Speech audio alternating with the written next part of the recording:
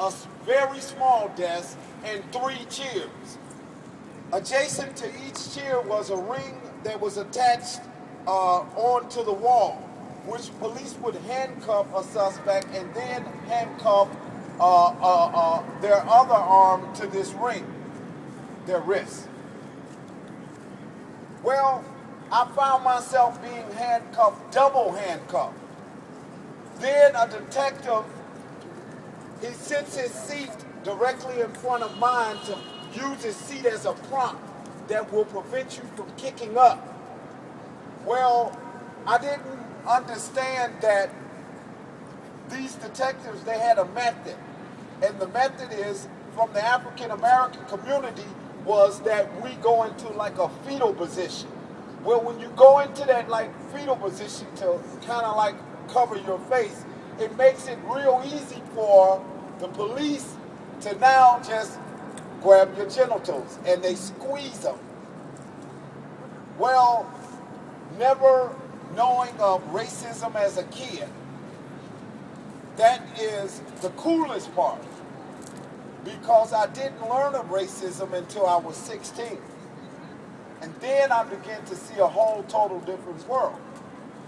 But as a kid, I got along with everyone. Partial of my life, I grew up in Rogers Park. So able to mingle with all races made a difference. Where that now, individuals who try to incorporate their racial standards, it didn't work with me. I just viewed people as people. Well, there's a certain thing which is called spoon-fed confessions.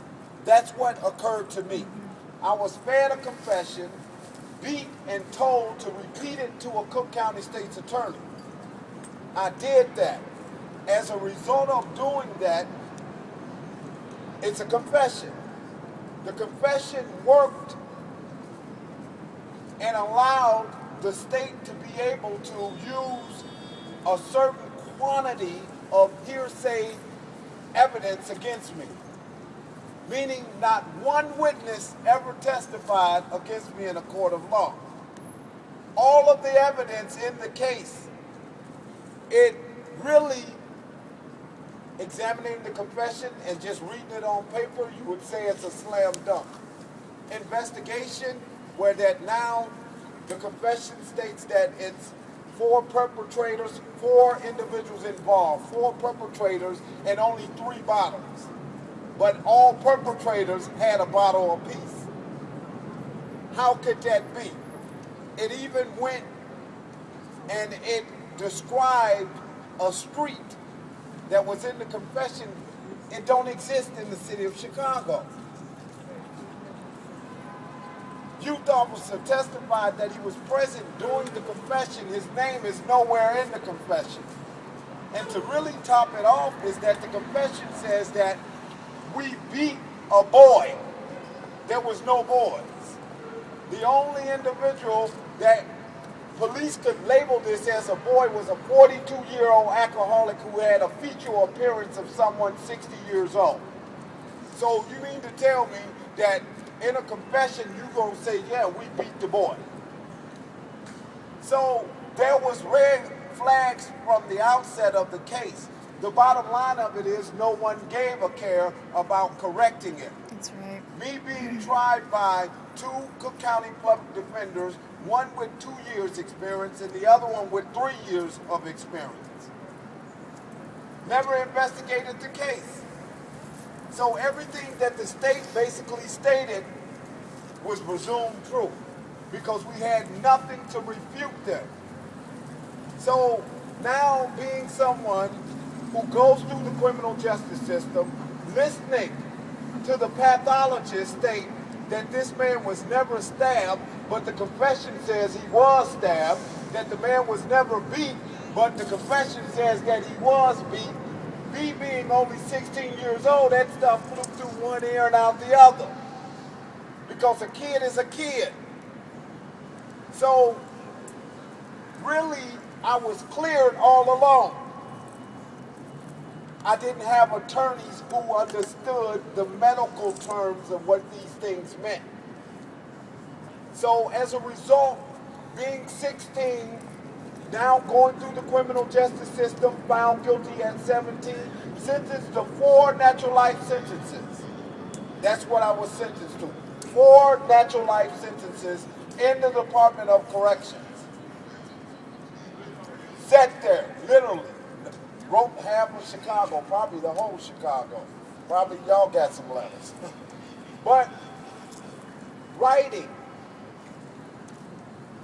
worked as one of the most hardest projects because people who even want to help don't know how to help. So now it leaves you stuck in the belly of the beast. Years are constantly rolling. Birds and his torches are political. Stretches all the way to from Cook County State's Attorney Richard Daly and stretched on to his term as mayor. The key of it is that I went through it, came out of it in August 2009. Now, this is the hard part. What are we going to do to ensure that there's 23 men still locked up in prison, denied hearings, and there are scores of others since Bird's retired? They just sitting there. Every, month or so we go to Anita Alvarez and it's like kids at Halloween begging for a piece of candy. We gotta get up. We gotta be noisy. We gotta be some people to take our streets back. That's right. Ain't you tired of your brother locked up? That's Ain't right. you tired of your sister locked up? That's Ain't right. you tired of your father locked up and your mother locked up? Yep.